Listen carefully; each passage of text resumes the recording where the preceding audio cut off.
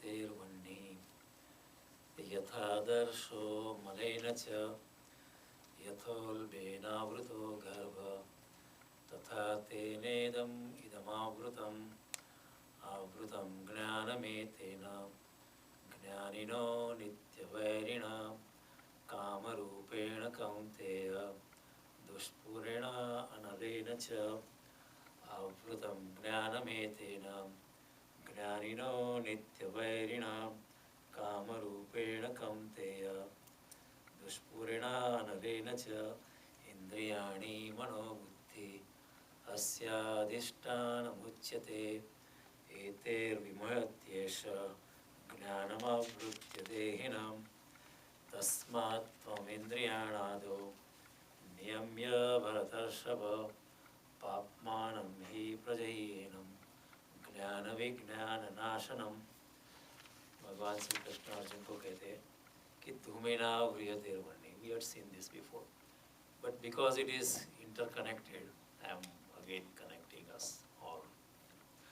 धूमेनार आवृतेर्वह्निः, जिस तरह अग्नि धुएं से ढक जाता है, यथादर्शो मलिनश्च, जिस तरह आईना जो है धूल से ढक जाता है, यथोल्बेन आवृतो गर्भ, जिस तरह गर्भ जो है अपनी झिल्ली में ढक जाता है, तथा तेनेदम इदम आवृतम, इसी तरह इंसान का आत्मस्वरूप, इंसान का परम सच चिदानंद स्वरूप, हर इंसान ज्ञान स्वरूप है ही, लेकिन उसका ज्ञान स्वरूप जो है ये अज्ञान से, इस मोह से, इस वासना से, इस माया की बड़ी बड़ी जाल से जो हमने खुद बनाई है, उससे हमारा सच्चा स्वरूप ढक जाता है।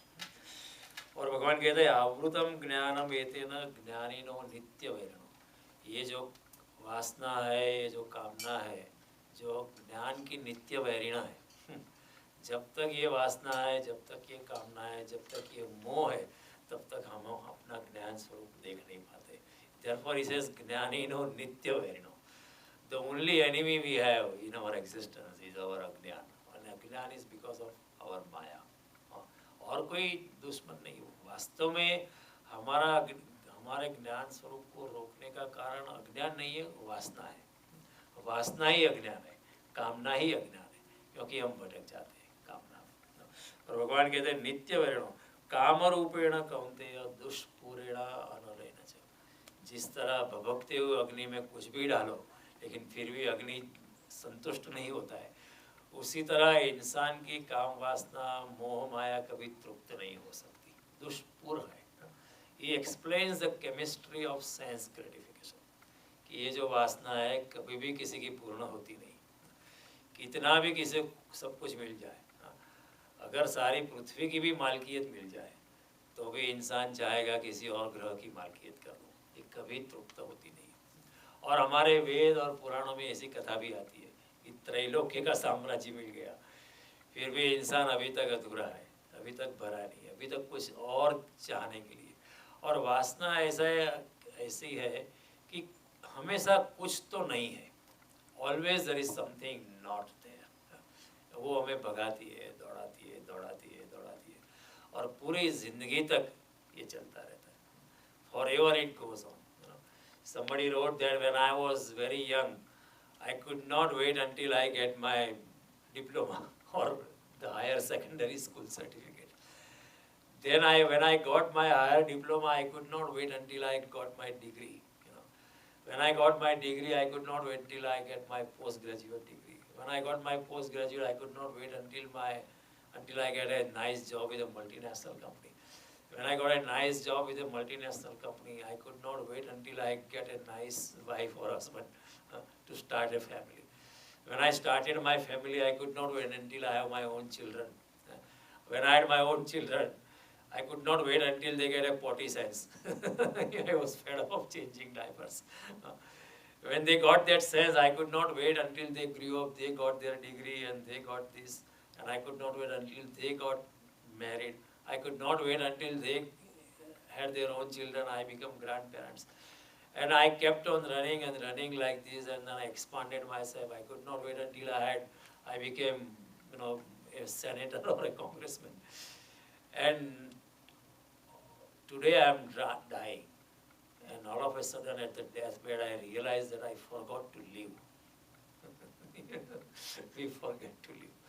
At the deathbed हमें पता चलता है कि क्या किया, पूरी जिंदगी हाथ से सरक जाती है। ऐसे ही हमारी जिंदगी हाथ से सरक जाती है। अंततः हम पाते हैं किसी और को नहीं, खुद ही धोखा खा गए। अपनी ही कुशलता से मारे गए। Our own so-called smartness, our so-called extra intelligence became our own enemy because we did not know how to use it. तो भगवान कहते हैं इस माया में हमारा सच्चा ज्ञान स्वरूप ढक जाता है। और कहना चाहिए कि हर मनुष्य ज्ञान स्वरूप है ही, लेकिन माया से ढक जाने से कारण वो पहचान नहीं पाता है। तो करना कुछ नहीं है, माया से मुक्त होना चाहिए। लोग पूछते हैं कि स्वयं में कैसे जाए। स्वयं में जाना तो जरा भी कठिन नहीं होना चाहिए, क्योंकि स्वयं तो हम खुद है ही, हम आत्मस्वरूप तो है ही। किसी के लिए अपॉइंटमेंट नहीं लेनी पड़ती है। लेकिन असली सवाल ये नहीं कि स्वयं में कैसे जाए, असली सवाल ये है कि जिन चीज़ों के पीछे हम दौड़ते हैं उसकी व्यर्थता कैसे देखें। जैसे ही देखी व्यर्थता को, वैसे ही हम अपने आत्मस्वरूप में लौट आते हैं। जन्मों जन्म ये चक्कर चलता है और हम पहचान नहीं पाते। इसके बाद ये, इसके बाद ये, जिंदगी चली जाती है लेकिन काम से फुर्सत नहीं मिलती। The list of things to do, the to-do list will survive us. Even at the time of the death, we'll have to pass on our list of things to do to our people who are surviving us. कि देखो इतना कर लेना, इतना कर लेना, इतना करना, ये डीड एग्जीक्यूट करना है, नहीं तो तुमको प्रॉपर्टी नहीं मिलेगी। It never ends, and it continues. And our running continues. The distance between the horizon and myself is always constant. Is always there. हर जमी पे यहाँ दूर का आसमां, और फासलों में चमकती रही कई कसा। जो भी अपना मिला बन के सपना मिला, हर खुशी आंसुओं में नहाती रही। जिंदगी दूर से चाँद थी, फूल थी, पास आई तो हर पल सताने लगी। जो मिला है वो मिलने के कारण ही व्यर्थ हो जाता है। जो हमारा गोल था कि इतना $200,000 हो जाने चाहिए, हो गया है, लेकिन फिर भी now the goal changes, the horizon changes, and we keep on running. और इसमें क्या होता है कि वासना की आकांक्षा हमेशा भविष्य में है, और आत्मा और परमात्मा दे आर वर्तमान में है, they are here and now. And in that process when we are focused on future, we forget the present, and when we forget the present, we forget our own self. आत्मा का स्वरूप हम भूल जाते हैं। तो भगवान कहता है ये तो ज्ञानीनो नित्य वैरिनो, जन्मों जन्म से तुम्हारी दुश्मन कौन है? काम वासना। तुम्हारा ही संसार, तुमने ही जो जाल खड़ी की है वही तुम्हारी दुश्मन है। भगवान कहते हैं मैं तुम्हारा दुश्मन नहीं है। न कोई डेविल है, न कोई शैतान है। कोई नहीं है, आप ही अपने दुश्मन बन बैठे। नारद जी इसलिए कहते मनुष्य अपने ही घर में पूरी जिंदगी कारावास भुगतता है। He is imprisoned in his own house for the whole life. कितना ही करो आप घर ही लौट जाओगे। ये काम है, वो काम है, वो काम है। वीकेंड में भी फुर्सत नहीं होती। Weekends are crazier than the weekdays. Sometimes I say thank God it is Monday. Most people say thank God it is Friday. But the weekends are used up even before they come. Your wife makes plan for you, your children make plan for you, इतना करना है, इतना करना है, इतना करना है। So we are, we are engrossed into these things, and this key thing is goes on and goes on and goes. और भगवान कहते हैं इंद्रियाणि मनोबुद्धि अस्य अधिष्ठानम् उच्यते। एक काम वासना जो है हमारी इंद्रिय और मन बुद्धि को पकड़ लेती है, उसके अधिष्ठान बन जाती है। इंद्रियाणि मनोबुद्धि अस्य अधिष्ठानम् उच्यते। इंद्रिया मन और बुद्धि उसके अधिष्ठान बन जाते हैं, और एतेर विमोहत्य, इंद्रियों मन और बुद्धि को वो सम्मोहन में डालती है काम वासना। और ज्ञानम आवृत्य देहिनो, इंसान का ज्ञान ढक जाता है। इंसान तो ज्ञान स्वरूप है ही। भगवान शंकराचार्य कहते हैं अहम निर्विकल्पो निराकार रूप विभुर्व्याप्त सर्वस्य सर्वेन्द्रियाणम सदा में समत्वम न मुक्तिर्न बंध चिदानंद रूप शिव। मैं हमेशा चिदानंद स्वरूप हूँ ही। शंकराचार्य चिदानंद स्वरूप है तो हम भी है। भगवान कहते हैं आप भी चिदानंदी स्वरूप हो, लेकिन एक काम वासना आपके इंद्रिय मन बुद्धि को सम्मोहन में डालती है और आपके ज्ञान स्वरूप को ढक देती है। ज्ञानम आवृत्य दे। भगवान कहते तस्मात् त्वम इंद्रियाणादो। तो पहले आदो मीन्स टू स्टार्ट विथ नियम्य भरतर्षभ, अपने मन इंद्रिय और बुद्धि को थोड़ा नियमन में करो। और पापमानम प्रजहीनम ज्ञान विज्ञान नाशनम। ये जो ज्ञान काम वासना है, जो आप माया के पीछे तुम्हारा मन दौड़ता है, ये जो सम्मोहन खड़ा हुआ है, ये जो मोह जाल हमने ही खड़ी की है, उसको तो मार डाल, उसको खत्म कर। He used little bit of harsher words, but हम वैसे ही है, कच्चे गड़े होते हम, हम वही के वही होते, कहा कुछ किया कुछ और। गुजराती में हमारा अखा कहता है कि आँखों काजल काले के सिव। काजल तो आँख का था लेकिन काल पर लगाया। आंधळो ससरो ने सरंगट बहु कथा सांभळवा चाल्યું सौ। ऊंडो कुओ ने फाटी बो सीख्યું सांभळ्યું सर्वे को। वो ससुर जो है अंधा है, उसकी जो बहू है पुत्रवधू जो है वो भी सरंगट है, घूमटे में है। वो दोनों कथा सुनने जाते हैं। कथा में किसी का ध्यान नहीं है, वहाँ भी सोशलाइजेशन चलता है। तुम्हारे यहाँ बेटा क्यों नहीं होता है, तुम्हारे यहाँ क्या प्रॉब्लम है, तुम्हारे बहू में क्या प्रॉब्लम है, सास में क्या प्रॉब्लम है, ये सब बातें कथा कौन सुनता है। अखा कहता है सुख्यू सांभळ्યું सर्वे भोग, जो भी सीखा सुना वो सब भोग। Back to square one, zero if not negative, वही फिर हो जाता है, फिर चक्कर वही चलता है। भगवान कहते हैं कि उसको तो काम वासना से मुक्त होना है, जरा जागो। भगवान अर्जुन को कहते हैं भागना नहीं है, जागना है। अर्जुन भागने की बात क्यों करता है? क्योंकि उसका भी सम्मोहन है, उसकी भी माया है अपनों के अपने रिश्तेदारों में। मेरे स्वजन, मेरे पितामह, मेरे गुरु, मेरा ये, मेरे साला, मेरे मामा। भगवान कहते हैं स्वजन में तुम्हारी माया है, इसलिए मोह माया में तुम्हारा दिल फंस गया, तू अपना शुद्ध स्वरूप देख नहीं पाता है। ये भी एक माया है। इस जगत में हमारा शुद्ध स्वरूप तो एकांत का है, आत्मा स्वरूप है। और आत्मा को न है पति, न पत्नी, न गुरु, न शिष्य, न बंधु, न मित्र, न साला, न संबंधी, न चाचा, न मामा, सब संबंध यहीं के ही है। हमारा शुद्ध स्वरूप तो एकांत में है। भगवान कहते तुम्हारा ये एकांत का स्वरूप है, एकांत का सूर्य है। ये सब संसार की बदलियों में ज़्यादा देर ढक जाता है। और तुम्हारा शुद्ध स्वरूप ढक जाता है, तुम्हें अपने शुद्ध स्वरूप का ही पता नहीं चलता है। इस संसार में ये शब्द आवश्यक होते हैं, लेकिन मनुष्य को देखना चाहिए कि ये तो सब काम चला हुआ है। अनेक जन्मांतर में ये संबंध थे। पिछले जन्म में भी कोई मेरी पत्नी होगी या मेरा पति होगा, depending on how I was. उसका ये जन्म में कोई मूल्य नहीं है। और ये जो अभी जो संबंध मैंने खड़े किए, उसका भी कोई अंतस जगत में कोई मूल्य नहीं है। भगवान कहते हैं अपना शुद्ध स्वरूप पहचानो। लेकिन भगवान ने जब मार डालना है ना, भगवान ने कहा इंद्रिय मन बुद्धि काम वासना के आश्रय स्थान है, वो सम्मोहन करता है और जीवात्मा को घेर लेता है, और उसी के कारण विषाद के झरने बहते हैं।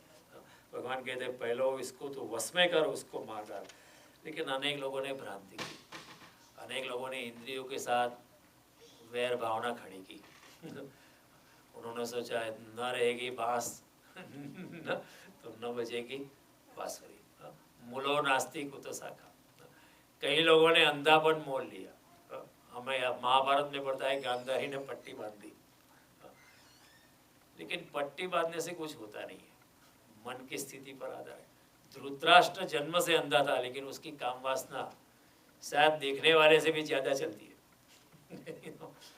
इंद्रियों को मार डालने से काम वासना रुकती नहीं है। लंगड़े की काम वासना शायद हमारे कोई एथलीट से, कोई प्रोफेशनल रनर से भी ज़्यादा तेजी से भागती होगी, क्योंकि जब एक इंद्रिय नहीं होती है तो इंसान का मन उसी और जोर से भागता है। जोर से थोड़ा विकृत होता है। तो तो भगवान कहते हैं कि इंद्रियों के साथ आप वैर भावना रखने का कोई मतलब ही नहीं है। Don't take me wrong, some people took it wrong. काम वासना तो बिना पैर भी चल सकती है, बिना आंख भी वासना तेजी से भाग सकती है। और सच तो ये है कि आंख बंद करके वासना और भी लोभायमान मालूम पड़ती है। किसी स्त्री और पुरुष को आप आंख बंद के देखो, आपको वो स्त्री और पुरुष ज्यादा आकर्षक मालूम पड़ता है बजाय अगर आप सामने से देख लो। आप सामने से देखोगे इसमें कुछ नहीं है, देख लिया। तिरछी नजर से कोई स्त्री ज्यादा सुंदर मालूम पड़ती है, because you are not, infatuation खड़ा होता है।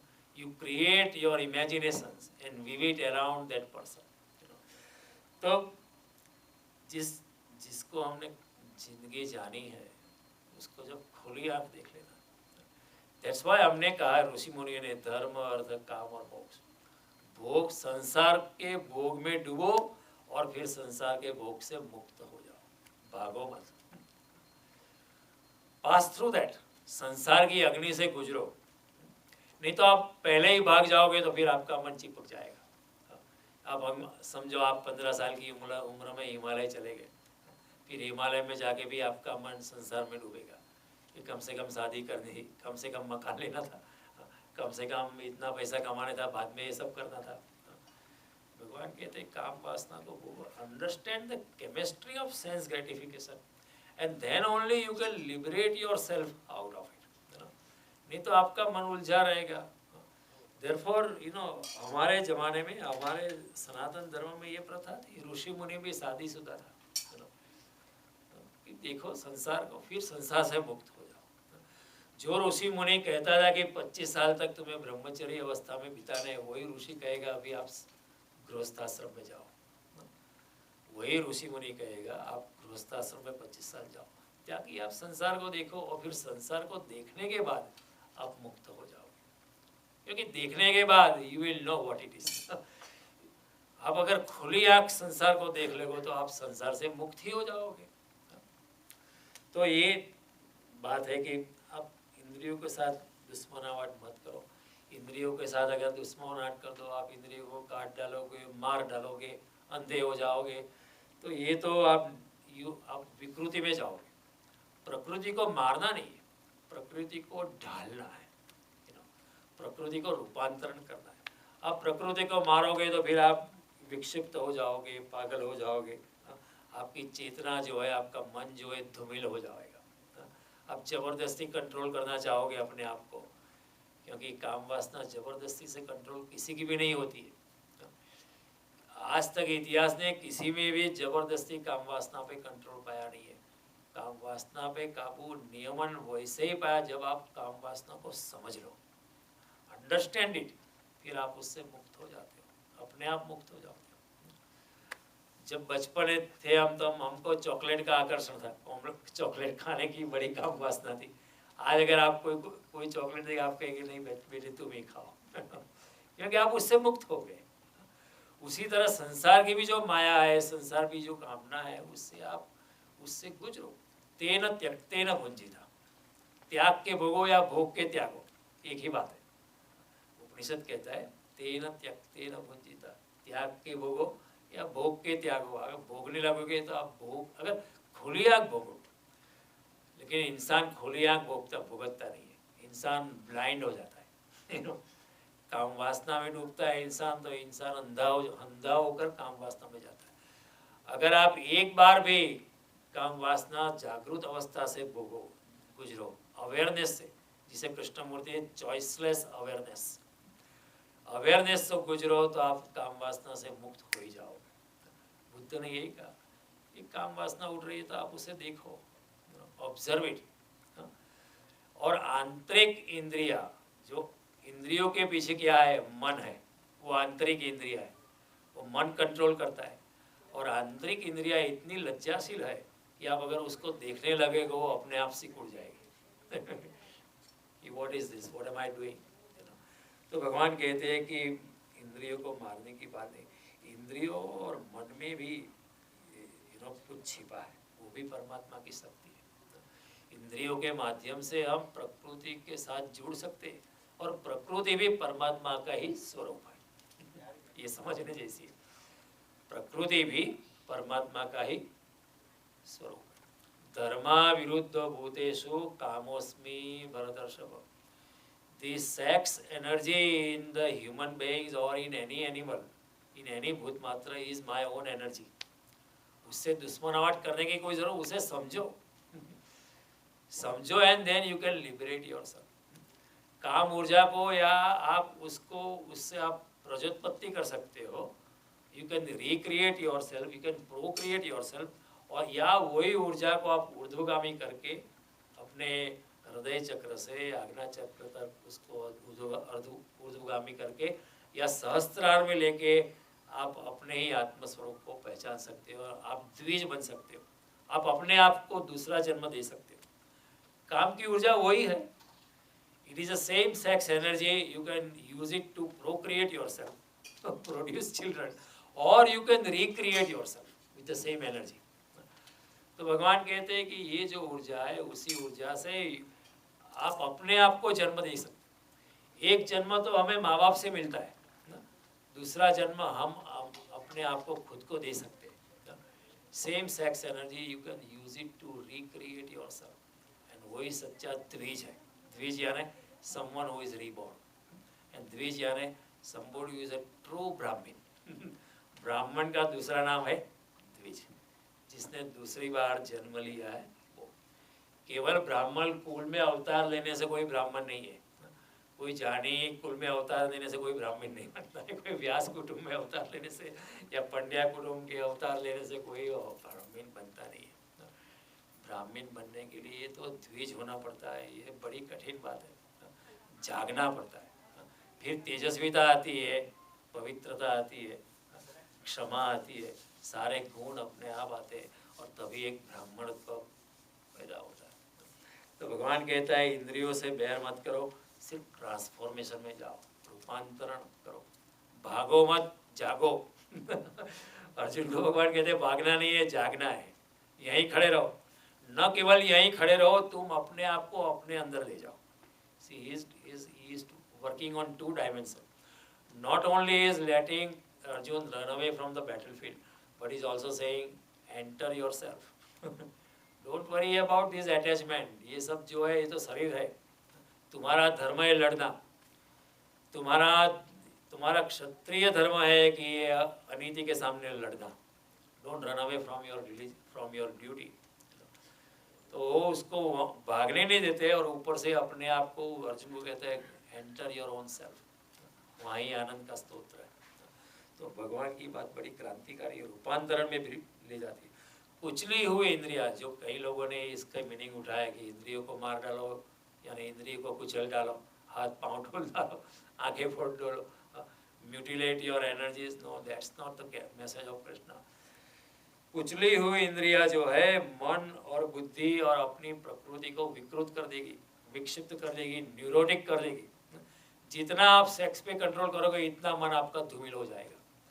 भगवान कहते हैं कंट्रोल मत करो, understand it, understand the chemistry of sex, understand the chemistry of sense gratification, and then only you will be able to liberate yourself. अपने आप मुक्त हो जाओ। If you try to control it, it is something not controllable because it's a very powerful energy. And nature has put in every human being with a big idea that ये संसार चक्र चलता रहे। People will procreate and procreate and procreate. But if you want to liberate yourself, देखो, भोग में गुजरो, भोग से गुजरो, लेकिन खुली आंख रख के, रिमेन अवेयर। ये बुद्ध का मैसेज, कृष्णमूर्ति भी यही करते हैं, the greatest philosopher of our time, choiceless awareness. अपने साक्षी भाव में रहो, कृष्ण यही कहते हैं। कृष्ण की अनासक्ति जो है, कृष्ण का साक्षी भाव जो है, बुद्ध की जो उपेक्षा है, महावीर की जो वितरागता है, यही है। अपनी स्थित प्रज्ञता में रहो। वो स्थित प्रज्ञता में राग से भी राग नहीं है और वैराग्य से भी राग नहीं है। कई लोगों को वैराग्य का राग होता है सी कई लोग ऐसे होते हैं कि हमने इतना इतना छोड़ा है, मैं बड़ा त्यागी हूँ, वो भी आसक्ति हो गई। सम पीपल है वो भोग का राग होता है कि मेरा इतना बैंक बैलेंस है।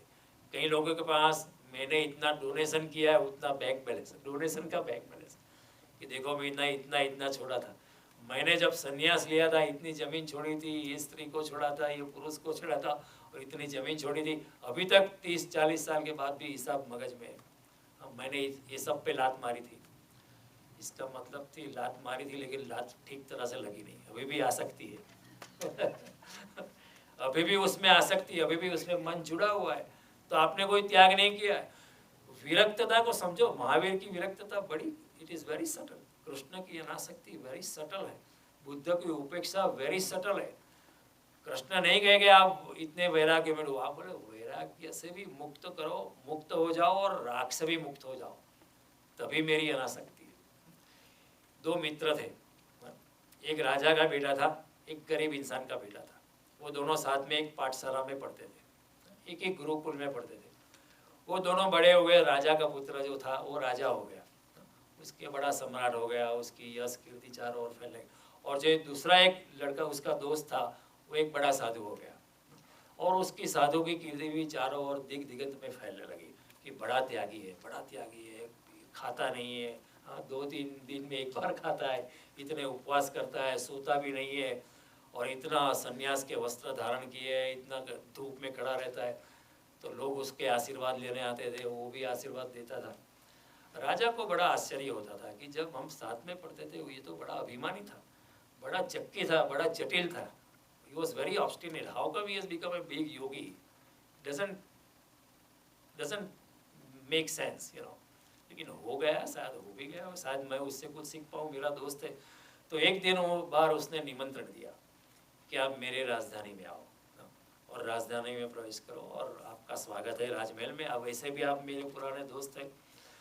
तो उसको आमंत्रण दिया। तो आमंत्रण देने के बाद राजा ने सारी राजधानी बड़ी ठीक तरह से सजाई, चारों ओर रेशम की कालीमा बिठाई, जाजम बिठाई फकीर के स्वागत के लिए, और चारों ओर राजधानी एक नई दुल्हन की तरह सजाई कि स्वागत है योगी का। लेकिन उसको फिर भी डाउट था कि वो इतना अभिमानी था बचपन में कि ही कैन नॉट बी सच ए योगी।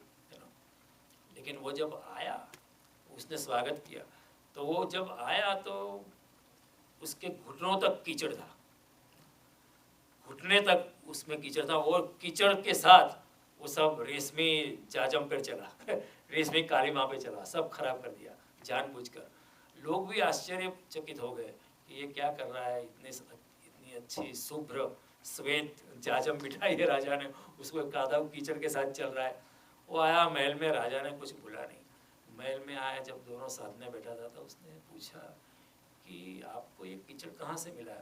2 साल से तो ये सूखा चल रहा है, कभी बारिश नहीं हुई इलाके में, आप कीचड़ से कहाँ से आए? कोई नदी नहीं है, सब नदियों में पानी नहीं है, कीचड़ का कीचड़ है ही नहीं मेरे इलाके में, क्योंकि सब सूखा है, एवरीथिंग इज बर्निंग। इसे जब मुझे उसने जवाब दिया कि जब मुझे पता चला कि तूने इतनी जोर से मेरा स्वागत की तैयारी की, तो मुझे तय हो गया कि you are trying to show off your wealth, you are trying to show off your wealth, so in order to attack you I came deliberately came with this, तुम्हारे अहंकार को चोट करने के लिए।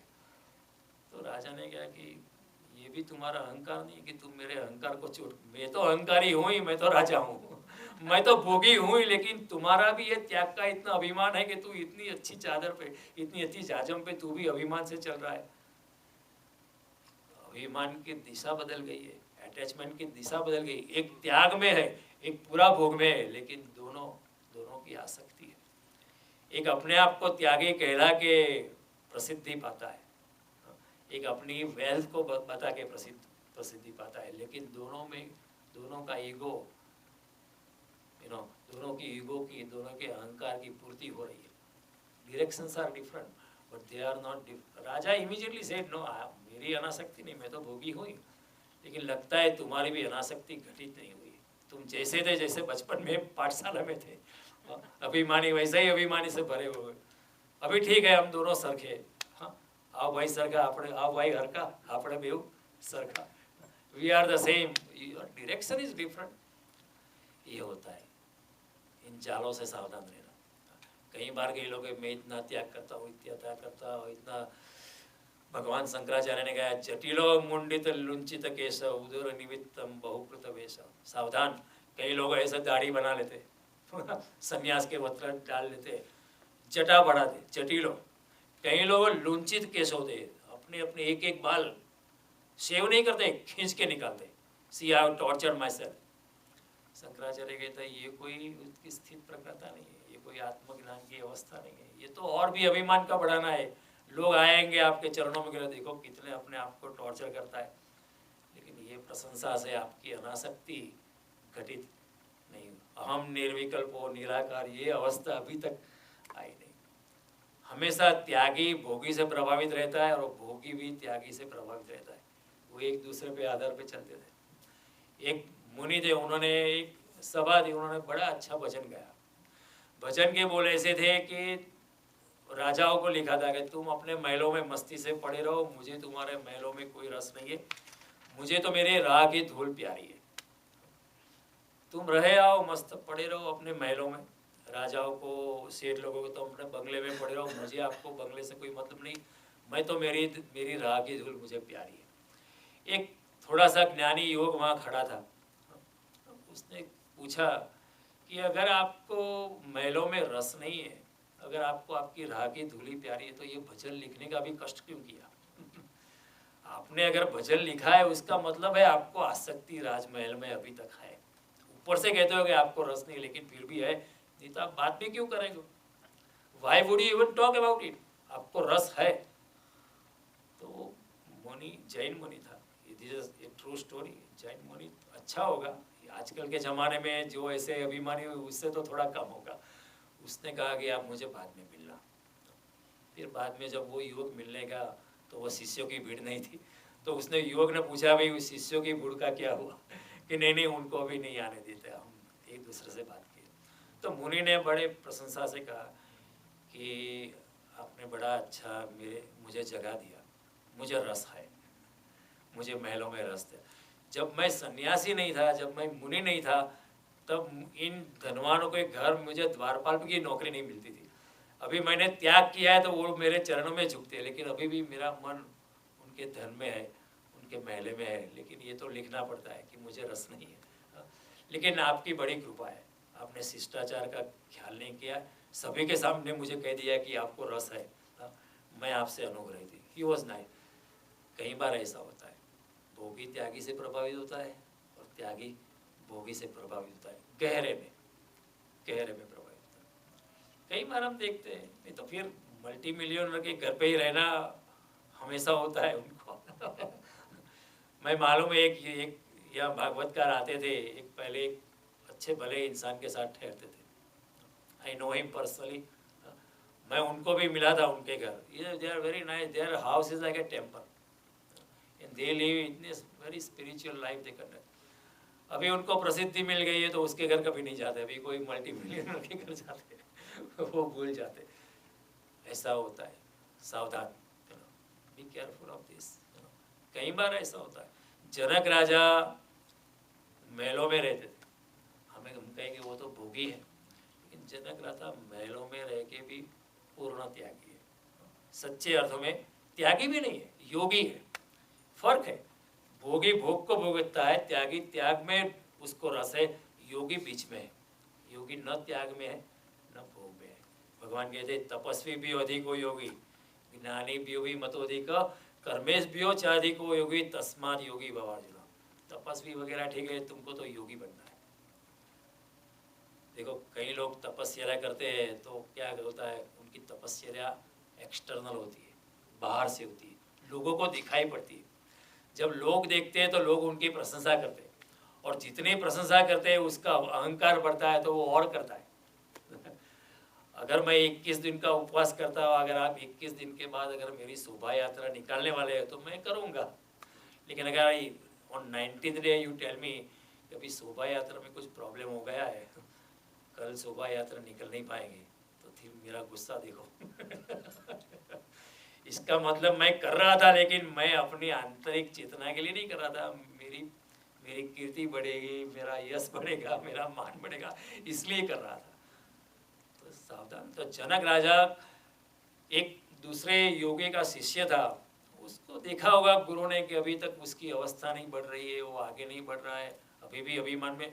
वो बड़ा त्यागी था, लेकिन उसकी आत्मा की चेतना नहीं बढ़ रही थी, ध्यान में प्रवेश नहीं। उसने गुरु को पूछा कि मेरा ध्यान में क्यों प्रवेश नहीं हो रहा है? तो उसने कहा तुम जनक राजा से मिलो, उससे जाके उपदेश लो। तो वो सोचने लगा वो तो इतना बड़ा भोगी है, राजमहल में रहता है, इतनी उसकी सुंदर स्त्रियाँ, एक नहीं पत्नी अनेक पत्नी है, इतने वैभव में रहता है, इतनी अच्छी से सेज में सोता है, नाच गाना चलता रहता है, महफिलें चलती रहती है, वो कैसे मुझे समझाएगा, वो कैसे मुझे उपदेश देगा? पर लेकिन उसने अभी गुरु ने कहा है तो गुरु के साथ आर्ग्यूमेंट भी नहीं कर सकते, गुरु की आज्ञा का पालन भी करना पड़ता। तो वो चला, जनक के घर गए, जो जनक ने उनका स्वागत किया, उसके पाँव धोए। जब वो पाँव धोने लगा जनक, तो उसको और अभिमान कर, देखो वो ये क्या मुझे उपदेश दे रहा है, ये तो मेरा पाँव धोता है। लेकिन जनक राजा की विनम्रता को वो पहचान नहीं पाया। और फिर जनक राजा ने कहा अभी आप विश्राम करें, भोजन करें, कल सुबह आपको जो जिज्ञासा करनी हो वो कर लेना। तो उसने कहा कौन सी जिज्ञासा? तुम्हें अगर पूछना है तो मुझसे पूछ लेना। तुम क्या मुझे बताओगे? तुम तो भोगी हो, मैं इतना बड़ा त्यागी हूँ, तू तो भोगी हो। जनक राजा ने ठीक है कोई बात नहीं, मैं भोगी हूँ, आप बड़े त्यागी हो, लेकिन कल बात करेंगे, आप अभी विश्राम करो। जनक राजा did not even mind it, पर ही अंडरस्टूड कि कब कहाँ तक। जनक राजा इमीडिएटली रियलाइज कि why his guru has sent him to. त्याग का भी अभिमान हो जाता है कि मैंने इतना त्याग किया। बड़े बड़े जटिल मुनि हमने देखे, परशुराम देखे, क्रोधित है। अगर क्रोध है तो अभिमान है, ये तो योगी को कभी अभिमान होता ही नहीं। वो अपने आप को ही नहीं पहचानता तो अभिमान कैसे होगा? He doesn't exist, he is a non entity. तो फिर उसका अभिमान भी कैसे? क्योंकि अहंकार तो अपने से जुड़ा है। जब मैं ही नहीं तो मेरा अहंकार कैसे होगा? तो दूसरे दिन ऐसा हुआ कि जनक राजा ने कहा कि ठीक है कि हम लोग पहले नदी में स्नान करके आते हैं, नदी राजमहल के पीछे ही है, वहाँ हम नदी में स्नान करके आते हैं, बाद में हम कुछ करते हैं। तो वो लोग स्नान, अभी वो जो योगी है वो 2 लंगोटी पे अपना बसेरा करता, उसके बाद कोई और वस्त्र नहीं थे। एक लंगोटी पहनता था, एक लंगी it is under washing, you know, under in the washing, वो धो के सुखा लेता था। तो उसने एक लंगोटी पहनी थी, एक लंगोटी सूख रही थी, वो दोनों नहाने के लिए गए। इतने में एक खबर आई, जनक राजा को उनके सेवक आके बोलने लगे कि तुम्हारे महल में आग लगी है। तो जनक राजा ने कहा मैं देख रहा हूँ आग लगी है, अभी आग लगी है तो लोग बुझा रहे हैं, मैं जाके वहाँ क्या करूँगा? और मेरा क्या है, मेरा महल कुछ नहीं है, मेरा कोई भाव नहीं, न मेरा शरीर मेरा है न महल मेरा है। तो लगी है तो ठीक है, आप बचा पाओ तो ठीक है, न बचा पाओ तो भी कोई बात नहीं। जनक राजा वॉज टोटली इन हिज साक्षी भाव, totally unattached, his palace was burning. लेकिन वो जो शिष्य था वो जोर से भागने लगा। तो उस जनक राजा ने पूछा कि तुम क्यों भागता है? मेरी लंगोटी जल जाएगी। सीधा अटैचमेंट। जनक राजा महल जल रहा है लेकिन प्रज्ञता, लेकिन the so called yogi, the so called tyagi is attached to his langoti. ये समझने जैसी बात है। तो योगी तो कम खाना त्याग कह सकते हो, ज़्यादा खाना भोग कह सकते हो। आपको 5 रोटी की जरूरत है, आप 6ठी खाते हो तो आप 6ठी रोटी खाते वक्त भोग में प्रवेश कर रहे हो। 5 रोटी की ज़रूरत है आपका शरीर को, आपके शरीर को आपकी उम्र के हिसाब से 5 रोटी की जरूरत, आप 3 ही खाते हो तो आप शरीर को दमन कर रहे हो, तो शायद आप त्याग में हो। लेकिन योगी जो है न कम खाएगा न ज़्यादा खाएगा, ही विल एग्जैक्टली 5 रोटी। शरीर को जीतना है। कोई अगर आप युवावस्था में 8 घंटा नींद चाहिए, युवा इंसान को, योगी बिल्कुल 8 घंटा सोगा। त्यागी कहेगा नहीं मैं तो बड़ा त्यागी हूँ, 5 घंटा ही सोता हूँ, उसका त्याग ऊपर का है। और भोगी कहेगा नहीं मैं तो 10-12 घंटा सोऊंगा तो वो भोग है। कृष्ण कहते हैं न इधर न उधर, युक्ताहार विहारस्य युक्त चेष्टस्य कर्मसु युक्त स्वप्नावबोधस्य योगो भवति। योग्य प्रमाण में आहार, योग्य प्रमाण में विहार, योग्य प्रमाण में जागना, योग्य प्रमाण में सोना, ये योग है। न त्याग न भोग न मोक्ष, न शंकराचार्य स्टेटमेंट, न बंधु न मित्र न गुरु न शिक्षक। शुभाशुभ परित्यागी, भगवान कृष्ण भी कहते हैं शुभ और अशुभ दोनों से लगाव नहीं। न राग से राग है, न वैराग्य से भी राग है। इन जाल से सावधान। वैराग्य से हमारा राग हो जाता है कि मैंने इतना किया, इतना किया, ये भी अंदर अंदर इन सबकॉन्शियस माइंड, जब तक ये है तब तक हुआ नहीं। तो भगवान कहते हैं कि समझो, अगर इंद्रियों को कुचल डाले तो विकृति पैदा होगी, अगर इंद्रियों को आपने परिवर्तित किया तो संस्कृति पैदा होगी। ये तीन शब्द समझने देते हैं, विकृति, संस्कृति और प्रकृति। प्रकृति को अगर आपने कुचल डाली, इफ यू फोर्सफुली कंट्रोल अपनी काम ऊर्जा को, काम वासना को अगर जोर से दबा दे, काम वासना भी प्रकृति है, कोई बुरी चीज नहीं है। भगवान ने कहा वो मेरी ही ऊर्जा है वो कोई बुरा लेबल लगाने की जरूरत नहीं है। भगवान कहते हैं समझो इसे, फिर समझने के बाद आप मुक्त हो जाओ। अगर आप दबा दे दो प्रकृति को तो फिर आप विकृति में जाओगे, फिर आप विकृति में चले जाओगे। अगर आप उसको समझोगे और उसका रूपांतरण करोगे तो आप संस्कृति में जाओगे। दो शिष्य एक गुरु के जा रहे थे, नदी पार करनी थी। एक युवान शिष्य था, एक बूढ़ा शिष्य था, और गुरु को मिलना था नदी पार करके। जब वो नदी पूर्व में थी, नदी में बहुत पानी थी और नदी के किनारे एक युवती खड़ी थी। तो पहले वो बूढ़ा शिष्य आया तो युवती ने जाके कहा विनम्रता से कि ये नदी पार करना मेरे लिए बहुत मुश्किल है, मुझे तैरना भी नहीं आता है, आप मेरी सहायता करो, आप मेरा हाथ पकड़ो और मुझे पार करने में सहायता करो, और शायद पानी गहरा है, मैं आपको आपके कंधे पर मुझे बैठना चाहिए। उसने कहा मैं तो त्यागी हूँ, स्त्री को हाथ भी नहीं लगा, स्त्री के साथ बात भी नहीं करता हूँ, हाँ हटो यहाँ से। वो आगे निकल गया, पीछे वो युवान शिष्य आया। युवान शिष्य से जाते बात की वो युवती ने कि मेरी दिक्कत है, अभी अंधेरा होने वाला है, मुझे भी सामने जाना है, मेरा परिवार वहाँ है, मेरे बेटे बच्चियाँ वहाँ है, my son is waiting for, is very small, please help me, मेरा हाथ पकड़ो और मुझे पार ले जाओ, हो सके मुझे तैरना नहीं आता है, पानी बहुत गहरा है, शायद आपके कंधे पे मुझे बैठना पड़े। तो युवा ने कहा इसमें क्या बड़ी बात है, ठीक है अभी से मेरे कंधे पे बैठ जाओ। वो युवा उसको कंधे पे बिठा के पार करने लगा, लेकिन वो जो बूढ़ा जा रहा था वो पीछे मुड़ मुड़ के देख रहा था, क्योंकि उसके मन में काम वासना जो है वो प्रज्वलित, ऊपर से तो उसने काम वासना का त्याग किया है, लेकिन युवा शिष्य को किसी युवती को कंधे पे बिठा के चलना, उसके मन की जो दबाई हुई काम वासना है, जोर से जबरदस्ती से जो काम वासना को उसको प्रज्वलित कर रही है और भड़का रही है, वो बार बार पीछे दे और अंदर अंदर जल रहा है, धुआं धुआं हो रहा है। वो जब किनारा पे युवा पहुंचा तो उसने युवती को आसानी से जमीन पे रखा और नमस्कार किया, माता प्रणाम, और वो चलने लगा। और जब वो वृद्ध शिष्य को मिला तो वृद्ध शिष्य बहुत आया, मैं गुरु को सब बोल दूंगा। आप क्या बोल देंगे कि आप युवती को अगर हाथ लगाया, कंधे पे बिठाया, आपको शर्म नहीं आती, आपको तो हाथ भी नहीं लगाना चाहिए। बोला मैं तो आत्मस्वरूप हूँ और युवती भी आत्मस्वरूप है, न कोई स्त्री है न कोई पुरुष है। आज तक जो गुरु ने सिखाया है आप क्या भूल गए? न आप पुरुष है, न मैं पुरुष है, न वो युवती स्त्री है, सब लोग आत्मस्वरूप है। ये आत्मस्वरूप को आप भूल चुके। तभी उस बूढ़े को कुछ लगा कि ये जो युवा शिष्य है वो मेरे से कुछ आगे। कई बार ऐसा होता है, ऊपर से तो काम वासना से आप मुक्त है, आप स्त्री के सामने नहीं आते हो, पुरुष को सामने नहीं आते हो, लेकिन अंदर से काम वासना बड़ी प्रज्वलित है, धुआं है, आपको परेशान। मैंने ऐसी स्त्रियां भी देखी है, I have personally seen some women, ऊपर से संन्यास लिया है, लेकिन उनका मन उनका पूरी सारी चेतना काम वासना से प्रज्वलित है, काम वासना में डूबे, and they are killing their own consciousness. They are not killing anyone else. They are doing greatest injustice to their own selves. और कुछ नहीं। अगर उनको मौका मिले, कोई नहीं देखता है तो फिर वो काम वासना में, कोई अगर देखता है तो फिर काम वासना में प्रवेश नहीं करता। देखने की बात है, लेकिन कोई देखे या न देखे उसके साथ कोई मतलब नहीं है। Whether someone is watching me और नॉट वॉचिंग मी, अंदर मेरे भाव क्या है उसके ऊपर हमारी आध्यात्मिक शक्ति का। तो भगवान कहते हैं मार डाल शब्द का अर्थ रूपांतरण है।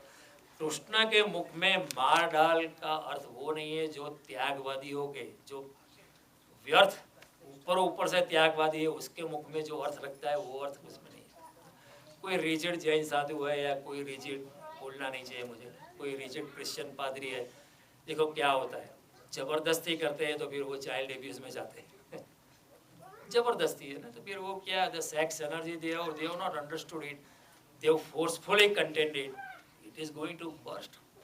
It will find another ways. They will go into some विकृति में जाएंगे। तो फिर हम देखते हैं इतने चाइल्ड अब्यूज हुए, हमारे मंदिरों में भी ऐसा हुआ है, लेकिन वो दब जाता है ना, तो ये विकृति पैदा होती है। तो भगवान कहते हैं कि कृष्ण के मुंह में जो मार डालने का मतलब है वो ट्रांसफॉर्मेशन है। कृष्ण जो है, कृष्ण जो है कि इंद्रियों के विरोधी नहीं है। वो कहते हैं इंद्रिया भी मेरी ही ऊर्जा है, इंद्रियों के माध्यम से आप प्रकृति का अनुभव कर सकते हो, और प्रकृति का जब अनुभव कर सकते हो तो आप परमात्मा का भी अनुभव करते हो। जब आप एक गुलाब का फूल सूंघते हो तो प्रकृति को सूंघते हो, लेकिन प्रकृति को सूंघते हो साथ साथ में परमात्मा को भी सूंघते हो, क्योंकि वो गुलाब का फूल भी परमात्मा का ही स्वरूप है। किसी अच्छे पक्षी को देखते हो, सीधी सुंदर बालक को देखते हो, तो वो भी परमात्मा का ही स्वरूप है। किसी सुंदर स्त्री को देखते हो तो वो भी परमात्मा का स्वरूप है। भगवान कहते हैं जो भी शोभायमान चीज आपको देखते हो उसमें भी मेरे अंश है। तो ये भावना रखनी है। तो भगवान कृष्ण तो इतने नाचते हुए, इतने गाते हुए, इतने मध्य रात्रि में चांदनी में उन्होंने गोपियों के साथ रास भी रचाया। वो कोई इंद्रियों के भी, वो पूरे प्रेम से भरे हुए व्यक्तित्व है। जब वो मार डालते हैं, मार डालने की बात करते हैं, तो उनके मार डालने के स्टेटमेंट में वो अर्थ नहीं है जो किसी त्यागवादियों ने उठाया है। उनका अर्थ है परिवर्तन। Understand the chemistry. इंद्रिया दुख में ले जा सकती है, लेकिन फिर भी इंद्रियों में कुछ ऊर्जा है जो भगवान की ही ऊर्जा है। God has given us the sense objects and also the sense organs with a very nice objective that you can experience God. भगवान की पानी पीते पीते भी आप भगवान का अनुभव कर सकते हो। सुबह अगर आप स्नान करते हो तो आप पानी की उष्मा या पानी की शीतलता अनुभव करते करते भी आप परमात्मा का स्मरण कर सकते हो। See that with that reason our ऋषि मुनि said गंगे च यमुने चैव गोदावरी सरस्वती नर्मदा सिंधु। आपकी भावना क्या है? मन चंगा तो कथरोट में Ganga. Even while taking bath, Narmada Kaveri Sindhu Saraswati Ganga, प्रत्यक्षता से आपके साथ आपके मन की भावना कैसी है। तो प्रकृति और इंद्रियों के माध्यम से भी हम परमात्मा से साथ करें तो इंद्रियों का विरोध नहीं करना है, इंद्रियों के साथ कोई बैर नहीं रखना है। तो लेकिन कई लोग आत्महिंसा में जाते हैं, दे टॉर्चर देमसेल्व्स। भगवान कहते हैं when you torture yourself you are torturing me who is situated within you. Gita में भगवान खुद कहते हैं कि जब आप अपने आप को कर्षयंत करते हो, अपने आप को जब हिंसा में डुबाते हो, आत्महिंसा करते हो, तो आप मुझ पर हिंसा करते हो। और क्या फर्क पड़ता है मैं आपको चाटा मारूं या खुद को चाटा मारूं? अगर आपको चाटा मारूं तो आप अदालत में मुझे ले जा सकते हो, मैं खुद को चाटा मारूं तो आप मेरा सम्मान करेंगे। देखो कितना त्यागी इस टॉर्चरिंग में से। और वो भी एक हिंसा है। हिंसा का तीर आपकी ओर जाए या मेरी ओर जाए, डायरेक्शन इज टुवर्ड्स यू और मी, बट इट इज हिंसा। भगवान कहते हैं don't torture yourself, remain in समत्व। समत्व में रहो। अब करना फकीरी फिर क्या दिलगिरी, सदा मगन में रहना जी। कोई दिन भोजन, कोई दिन लाडू, कोई दिन फाकम फाका जी। अगर भगवान ने लाडू भेजा है तो लाडू खाओ, अगर आज फाकम फाका है सिंह चना खाने का तो सिंह चना खाओ। कोई दिन ढोलिया, कोई दिन तलाई, कोई दिन भोई पर लौटना जी। करना फकीरी फिर क्या दिलगिरी, सदा मगन में रहना जी। कोई अच्छी मैट्रेस देता है सोने के लिए तो मैट्रेस हो जाओ, कोई कहे नहीं है मैट्रेस तो ठीक है भोई पे लौट जाएंगे। हमें कोई अटैचमेंट नहीं है, न मैट्रेस से कोई द्वेष है, न कोई चटाई से कोई राग है। This is another. कई लोग नहीं हम मैट्रेस पे नहीं सोते, हम तो जमीन पे ही सोते, मैं योगी हूँ। सी ये दिस इज स्यूडो थिंग। एक इंसान आया था एक योगी को मिलने की, क्योंकि मुझे आपके ध्यान के शिविर में आना है नेक्स्ट टाइम, लेकिन नहीं आ पाऊंगा। तो क्यों? क्योंकि ऐसा है कि मैं पैसे को हाथ नहीं लगाता। तो फिर कौन हाथ लगाता है? नहीं, ये जो मेरा असिस्टेंट है वो पैसा रखता है, वही पैसे को हाथ लगाता है, मैं हाथ नहीं लगाता। और वो नहीं आ पाएगा इसलिए मैं भी नहीं आ पाऊंगा। लेकिन control, you are the one controlling. You are telling him to buy the railway ticket, you are telling him to buy the breakfast, you are telling him to buy. कई लोगों का त्याग ऊपर ऊपर से ऐसा है, बोलता मैं नहीं आ पाऊंगा क्योंकि मैं पैसे को छूता नहीं, मैं धन को हाथ भी नहीं लगाता।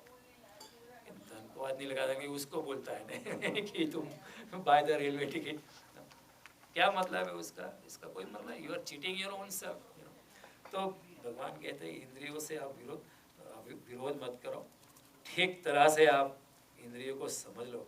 इंद्रियों के विरोध में ये वक्तव्य नहीं, इंद्रियों के विनाश के लिए वक्तव्य नहीं, इंद्रियों को रूपांतरण के लिए वक्तव्य है।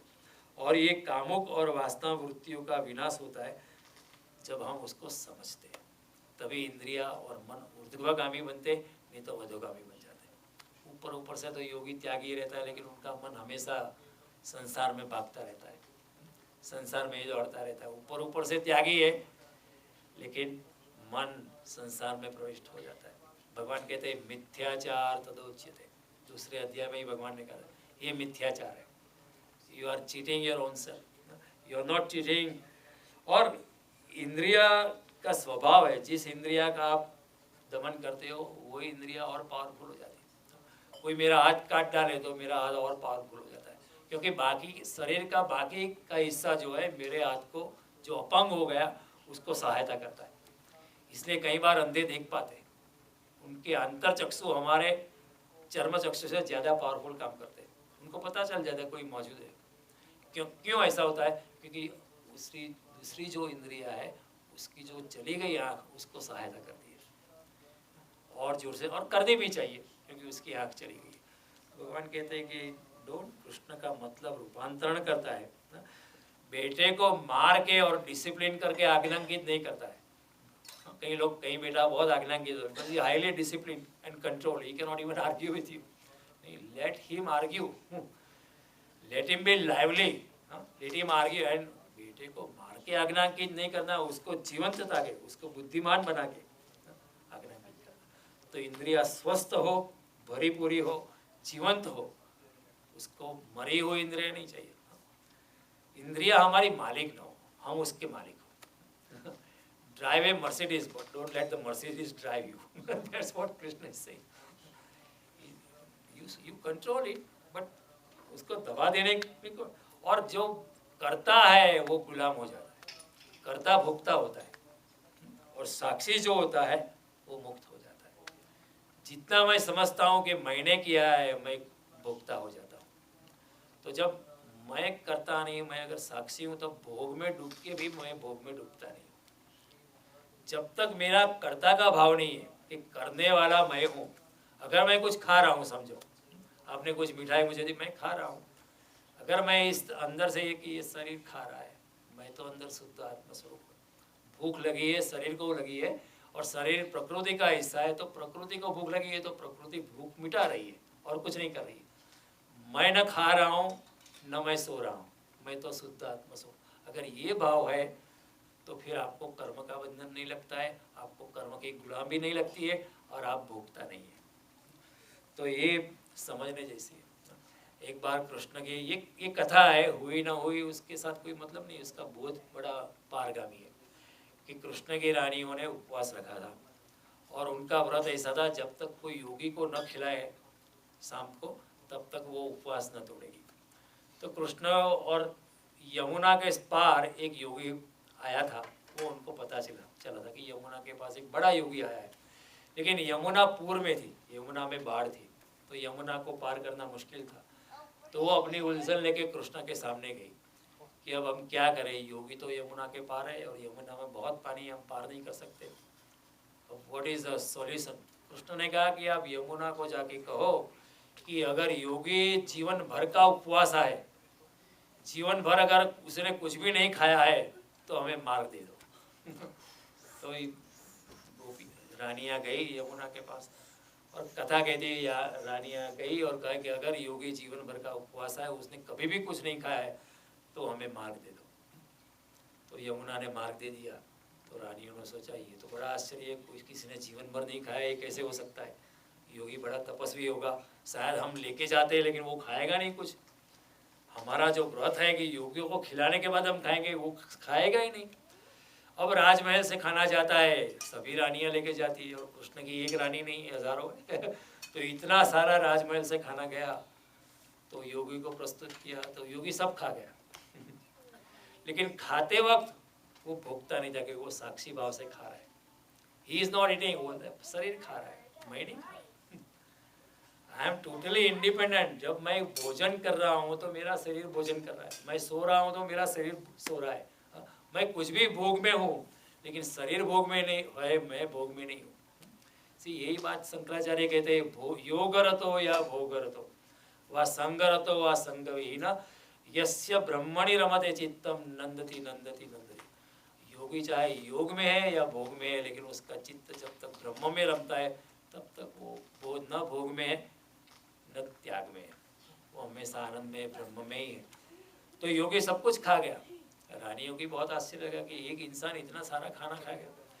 फिर योगी को पूछा कि अब यमुना तो बाढ़ में, हमको पार जाना है, हम कैसे जाएंगे, हम कैसे नहीं यमुना को पार करेंगे, यमुना में तो बहुत पानी है, एक बार मार्ग दिया था, दूसरी बार मार्ग कैसे दे देंगे।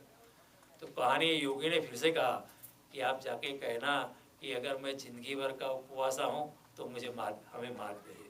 अभी तो ये और भी आश्चर्य, रानियों के सामने वो सब कुछ खा गया है और यमुना के सामने बोलना है कि अगर योगी जीवन भर का उपवासा है, उसने कुछ भी नहीं खाया है, तो हमें मार्ग देना। और आश्चर्य ये हुआ, उन्होंने ये किया और यमुना ने मार्ग करी। तो कृष्ण को जाके ये कैसे हो सकता है, हाउ दैट कैन बी।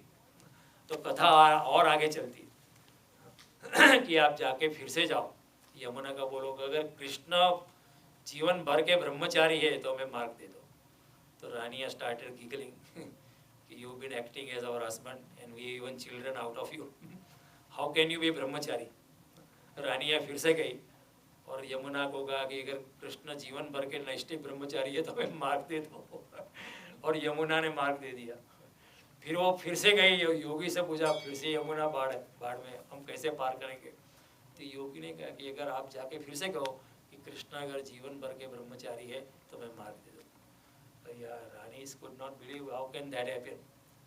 तो फिर से ऐसा करा तो यमुना ने फिर से मार्ग दिया। तो रानिया पजल, भगवान ने कहा कि योगी खाने के बाद भी भोग में नहीं है और मैं आपके साथ पति हूँ, आपके साथ काम वासना से गुजरता हूँ, लेकिन फिर भी मैं वहाँ नहीं हूँ, मैं साक्षी भाव में हूँ, मेरी स्थित प्रज्ञता हमेशा बनी रही। 16,108 स्त्रियों के पति होने के बाद, और भागवत कहते हर रानी से भगवान को 10 पुत्र थे और 1 पुत्री थी। इतने भोग में डूब के भी भगवान योग में थे। भोग उनको लिपायमान नहीं करते। आदित्य वर्ण तमसा परता, भगवान कहते 13 अध्याय में कविम पुराणा मनुषा सितारम अणोरणीया समनुस्मृत्य सर्वस्य दाता रम चिंत्य रूप आदित्य वर्ण तमसा Parsa.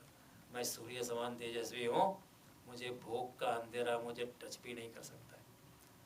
Darkness can not even touch me. Even if there is darkness in that room for 100 years, just take a little lamp, little mind, or take your cell phone there, and the darkness goes away. Darkness cannot even touch the light because darkness does not exist. Only light exists. Darkness does not, only light is existing. Darkness does not exist because darkness has no source. आप कह सकते हो कि यहाँ से अंधेरा आता है, आप कह सकते हो यहाँ से प्रकाश आता है। It is coming from this fluorescent. Light is coming from this fluorescent, or light is coming from the window. Can you say darkness is coming from there? No, darkness doesn't exist. The absence of light is darkness. As soon as there is light, darkness doesn't exist. अंधेरा है ही नहीं। तो भगवान कहते हैं असतो मा सतगमय। यहाँ अंधेरे में सत जाता ही है, यहाँ ऐसी कोई बात नहीं है। सत का अस्तित्व हमेशा है। ना सतो विद्यते भावो, ना भावो विद्यते सत। असत का अस्तित्व नहीं है और सत नहीं है ऐसा कभी भी नहीं है, हमेशा सत्य है। तो भगवान कहते हैं अपने आत्मस्वरूप को पहचानो, इंद्रियों के साथ मत लड़ो। Don't take me wrong. मैंने कहा मार डालो, ये ना मार डालो यानी परिवर्तन करो। मैंने कब अपनी इंद्रियों को मारा? मैं तो राजमहल में रहा, इतने अलंकार पहन के घुमा। Have you seen a man like Krishna wearing all booty, witties and everything, fully loaded with ornaments? मैं इतना भोग में था लेकिन भोग में नहीं हूँ, इतना संसार में हूँ फिर भी संसार में नहीं हूँ। कहने की बात ये है कि कृष्ण को समझो। कृष्ण जब कहते हैं मार डालो, उसका मतलब नहीं कि इंद्रियों से विरोध करो, आप परिवर्तन में जाओ, मन का रूपांतरण करो। मन is the governing authority of all the sense organs. As soon as your mind is under control, automatically indriya sense organs will follow it. लेकिन हमारा क्या है, we are our sense organs are driving the mind. हमारा मन इंद्रियों से चलता है, बजाय इंद्रियों को मन के हिसाब से चलने से हमारा मन इंद्रियों के हिसाब से चलती है। सुबह चाय नहीं मिलती तो आज दिन खराब हो गया। को इंद्रिया हमें दौड़ाती है। किसी को आज सिगरेट नहीं पीनी मिली तो आज दिन खराब हो गया, बस इंद्रिया इज पुलिंग हिम, उसका मन उसके पीछे चलता है। भगवान कहता है मन should be able to control the process of work, the hierarchy is this way. इंद्रियाणि पराण्याहु इंद्रियोभ्यो परम मन मनस्तु परा बुद्धि यो बुद्धि परस्तस्य। इंद्रियों से ज़्यादा मन है, इंद्रियों से ताकतवान मन है। मन से बुद्धि, बुद्धि से आत्मा और आत्मा से परमात्मा। इंद्रियों के पीछे मन है, मन के पीछे बुद्धि है, बुद्धि के पीछे आत्मा, आत्मा के पीछे परमात्मा। जितना जो पीछे है उतना ज़्यादा सूक्ष्म है और इतना ज़्यादा शक्तिशाली है। मन दिखाई नहीं पड़ता है, इंद्रिया दिखाई पड़ती है, हमारे हाथ पाँव आँख वगैरह दिखाई पड़ते हैं, मन दिखाई नहीं पड़ता, लेकिन मन सूक्ष्म है और ज़्यादा शक्तिशाली है। मन अगर गए नहीं, आज नहीं है, शट अप। लेकिन हम इंद्रियों से हम आज्ञा लेते हैं, कभी इंद्रियों का आज्ञा करते नहीं।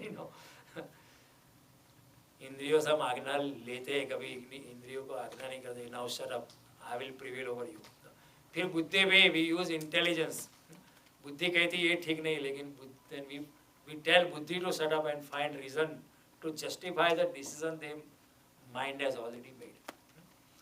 सपोजिंग आज गीता क्लास में नहीं जाना है तो बुद्धि की नहीं, ये ठीक नहीं है, जाना चाहिए। लेकिन मन विल टेल बुद्धि टू चेंज द माइंड। मन बुद्धि को भी तुम थोड़ा जस्टिफाई करो कि आज बारिश हो रही है, नहीं जाते हैं, और हर मंगलवार को जाते हैं, एक बार नहीं जाएगा क्या हो जाएगा, कुछ नहीं होता है। तो तीसरा देखो यू कैन, और आज टायर जो है ना गाड़ी में ठीक नहीं है, is going to go flat, I don't want to take chance. गाड़ी का इंजन लाइट आ रही है, नहीं जाना है, I don't want to take chance. और तीसरा अध्याय तो मैं जानता हूँ, एक बार नहीं जाऊँगा तो क्या हो जाएगा। We can find 25 reasons not to go, because then मन जो है बुद्धि को बोलता है you do reverse rationalization। कई बार ऐसा होता है ना, you decide before and then you find reasons for it. It's not that you decided before. ऐसा नहीं कि बुद्धि ने निर्णय लिया है, अब आपका मन निर्णय लेता है, फिर बुद्धि को बोलता है find the reasons for it। कि लोगों को क्या बताएंगे, they know कि these are the reasons why I did this। Then you create reasons, is a reverse rationalization। इसका मतलब है मन फिर बुद्धि को भगाता है, instead of बुद्धि कंट्रोलिंग मन, मन बुद्धि को भगाता है। तो instead of आत्मा कंट्रोलिंग बुद्धि, आत्मा इज और सटल, आत्मा और भी सूक्ष्म है। बुद्धि कम से कम हमारी पकड़ में है, आत्मा तो पकड़ में नहीं, आत्मा और भी सूक्ष्म। जो जितना पीछे है उतना ज़्यादा शक्तिशाली है, और परमात्मा तो और भी शक्तिशाली है। तो instead of परमात्मा, then आत्मा, then बुद्धि, then मन, then इंद्रिया, our process works other way around। उल्टा हम शीर्षासन कर रहे हैं, सारी दुनिया शीर्षासन में। भगवान कहते change the process। So this way we have completed these 4 important slokas। When we come next time, we'll take this slok, Indriyani Paranyaho, that I talked about, Indriyobhyo Param Mana, Manastu Para Buddhi, Yo Buddhir Param Buddha। We are almost reaching the end of chapter 3।